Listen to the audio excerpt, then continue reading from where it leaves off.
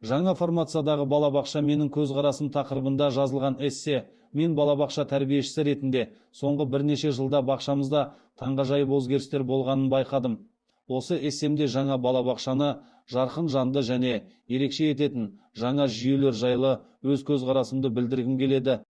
Жаңа формациядағы балабақша менің көзқарастарым тақырыбына эссе. Мен балабақша тәрбиешісі ретінде соңғы бірнеше жылда бақшамызда таңғажайып өзгерістер болғанын байқадым.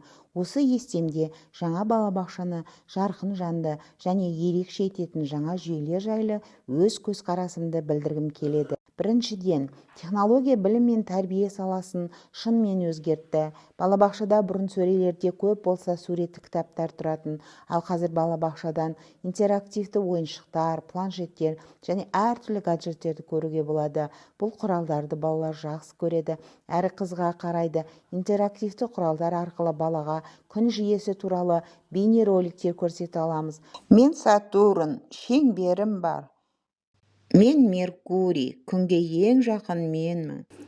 Сәлем, мен жер шарымын. Мен күнмін.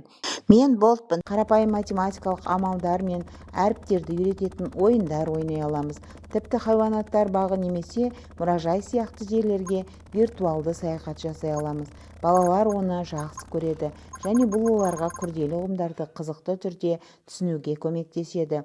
Екіншіден, балабақшаларда тек техникаға емес, сондай-ақ қазір әлеуметтік эмоционалды оқытуға үлкен көңіл бөлінуде. Біз балаларға олардың эмоцияларын түсінуге және басқаруға, эмпатияны дамытуға және құрдастармен жақсы қарым-қатынас орнатуға көп мән береміз. Мен өз тәжірибемде балалар өз ойын жеткізе алатын болса, олар көңілді және не нәрсені болса да үйренуге құштар болатынын байқадым. Жаңа форматтағы балабақшаның тағы бір тамаша қыры оның инклюзивтілік және жан-жақтылыққа бағытталғандығы.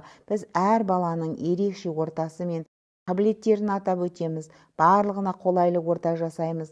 Баланың ерекшеліктеріне орай біз сараланған материалдар мен барлық бала қатыса алатын іс-шараларды ұйымдастырамыз.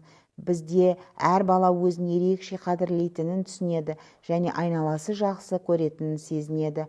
Сондай-ақ топтағы барлық бала басқаларға эмпатия мен құрметтеуді үйренеді. Бала тәрбиесіндегі отбасының рөлі өте маңызды. Ата-аналармен бірлесіп жұмыс жасай отырып, біз әрбір балаға мектепте де, үйде де қажетті қолдау көрсетеміз. Қорыта айтқанда, жаңа жүйедегі балабақша бұл технология, ойын және эмоционалды өсу арқылы біріктірілген қызықты, жанды, жарқын жайлы орын. Балабақша балаларға қамқор және мейірімге толы қарым-қатынас көрсетілетін жер. Ұстаз ретінде бүлдіршіндердің осы ортада өсіп жатқанын көру мен үшін бақыт. Олар мектепке баруға дайын және білімге құштар, көңілді жаңа достар табуға ынталы.